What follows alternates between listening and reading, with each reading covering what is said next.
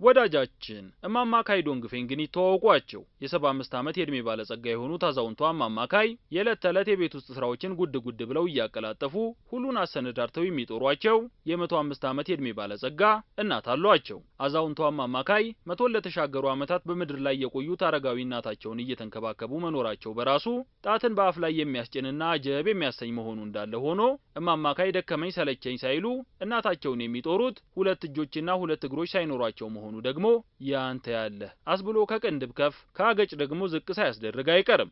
መገኛቸውን በሀገረ ቻይና ሲሹዋን ክፍለ ሀገር ሜሻን ከተማ ውስጥ ካይኩን በተባለ መንደር ያደረጉት እማማካይ ገና የ4 ዓመት ህፃን ሳሉ በገጠማቸው ብርቱ ህመም ነበር እጅና እግሮቻቸውን ለማጣት የተገደዱት። ባልጠና እድሜያቸው ህይወት ፈተና ስታበዛባቸው ደግሞ እማማካይ አባታቸውን በሞት የተነጠቁት ገና የ12 ዓመት ታዳጊ ሳሉ ነበር። ይህ ክስተት ደግሞ እማማካይ ትምህርታቸውን አቋርጠው እናታቸውን የመደገፉን ኃላፊነት እንዲወጡ አስገድዷቸውም ነበር። ይሁን እንጂ ገና በማለዳው ፊቷን ያዞረችባቸው ህይወት ልትፈትናቸው ጉዳትን በጉዳት ላይ አነባብራ አብዝታ ብትጥርም እጅ እግር ቢነሳኝም ተሸንፌያለሁ ብዬ እጄን አላነሳም ብለው ለአካል ጉዳት እጅ አልሰጥም ያሉት እማማ በጉልበታቸው እየተረማመዱ ካለጆች ከመኖር ጋር ራሳቸውን አስተካክለው የዕለት ተዕለት እንቅስቃሴዎችን እንከን አልባ በሆነ መልኩ እያቀላጠፉ ሲኖሩ ከ7 አስርት ዓመታት በላይ አስቆጥረዋል። አካል ጉዳታቸው የትዳር አጋር እንዳያገኙ የከለከላቸው እማማካይ ሁለት እህቶቻቸው አግብተው ሲወጡ ነበር እናታቸውን የመንከባከቡ ኃላፊነት ሙሉ በሙሉ በሳቸው ላይ የወደቀው። አሁን ላይ እህቶቼም እርጅና እየተጫናቸው ስለሆነ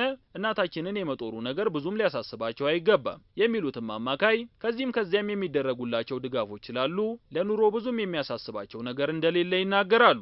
አንድ ችግር የሆነብኝ ነገር ቢኖር እኔም እድሜ እየገፋና እርጅና እየተጫነኝ መሆኑ ነው የሚሉት እማማ ሌላኛው ፈተናቸው ደግሞ እርጅናን ተከትሎ የሚመጣው በትንሽ በትልቁ የመበሳጨት ነገር አሁን በእናታቸው ላይ አብዝቶ የመስተዋሉ ነገር መሆኑንም ያወሳሉ። እማማካይ አካል ጉዳት ሳይበግራቸው ራሳቸውን እየደጎሙ እናታቸውን ለመጦር ከእርሻ ስራ አንስቶ እስከ መንግስት ሰራተኝነት ያልሰሩ ስራ የለም። ቀያቸውን በሚያስተዳድረው ቀበሌ ውስጥ ድፍን 20 ዓመታትን ሰርተዋል። የወፍጮ ቤት ፈጭታ ሆነው ሰርተዋል። ቤት ውስጥ የሚሰሯቸው መጥረጊያዎችና ጫማዎች እየሸጡም ኖረዋል። ይህን ሁሉ ስራ ሲያቀላጥፉ ታዲያ ጉልበታቸው መሬት ላይ ተደላድሎ እንዲረግጥ በልዩ መልክ እዛው ቤታቸው የሚያሰናዷቸውን ጫማዎች የግድ መጫማት ነበረባቸው። እናም አንድ ጥንድ ጫማ ከ3 እስከ 4 ወራት ብቻ እንደሚያዘልቃቸው የሚያወሱት እማማካይ እስከዛሬ ከ200 በላይ የሚሆኑ ጥንድ ጫማዎችን ጨርሻለሁ ይላሉ።